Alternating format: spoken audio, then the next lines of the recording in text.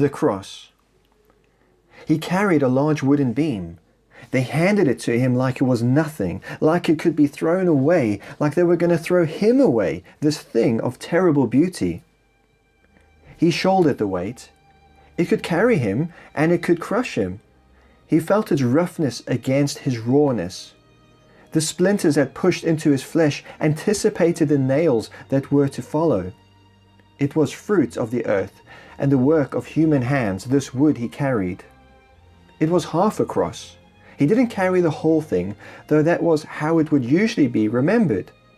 But nobody ever got him right. Just a crosspiece with his hands would be nailed to. He carried it. And he knew that when he reached the place of execution, a stake would be ready and the beam attached to it and his hands nailed to it. Well, actually his wrists in between the bones so that the flesh wouldn't tear and he could hang there longer.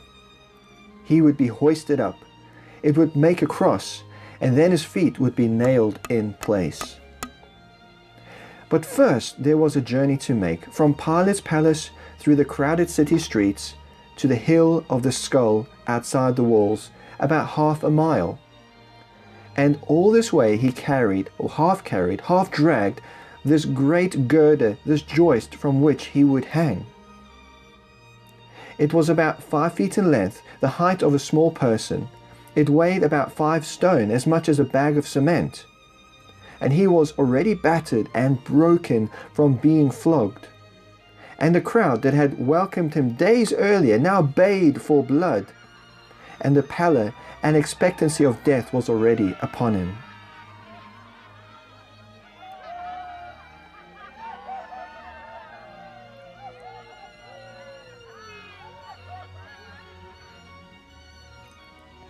As he carried this weight through the streets, Jesus knew what was in store for him.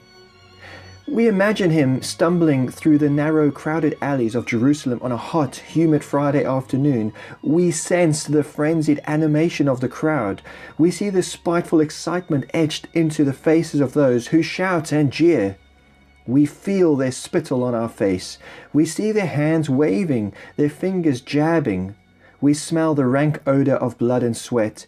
We feel the weight of the cross pressing us down.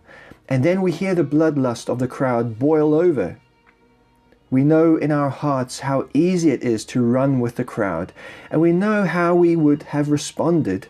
With horror, we see it is our hands upon him, our fingers pointing, our voices jeering. And then we see him fall, as if in slow motion, tumbling, stumbling, reaching out for support that has been taken away, vanquished, his hands sliding in the dust, straining for purchase, the beam itself crashing down, the crowd laughing, the soldiers who accompany him pointing, heaving him to his feet, bidding him to continue. And suddenly it seems to mean nothing. Another useless dreamer. He is just another innocent man going to his death, like so many thousands and millions of other innocent people have died ugly and anonymous deaths through the whole bloody failure of human history. But the carpenter's son from Nazareth, this man stumbling to his death, he is remembered. And of all the things we remember about his life and teaching, it is this event, his dying, that we remember most, and the means of his death, the cross, we remember it. Why? Is it because this man is not just a man, not less than a man, but God contained within what is to be man? And is his suffering and his dying not just one more notch carved in the endless torment of human misery, but God sharing it, God involved in the world he made, God stretched out on this fearful piece of wood?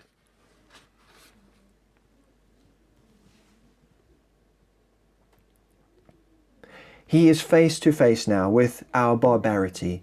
He carries the cross. And he treads a path of suffering, step by painful step. That is the suffering of the world. He carries the battered woundedness of everyone who has been trapped and convicted by the foul depravity of all the awfulness we do to each other. He can taste its breath. He can feel its hands upon him. but he carries something else, a light flickering within him that will not be snubbed out. Not when the soldiers mock him, not when he is stripped and beaten, not when they drive in the nails, not when he hangs there ridiculed, forsaken, defeated. He carries half a cross, the half which is God's determination to plumb the depths of that dark river which is the human heart. But the other half is entirely something else, something that also needs to be nailed down and joined up. He is reaching into the bloody mess in order to redeem it. He carries the purposes of God. They will be shaped into a cross.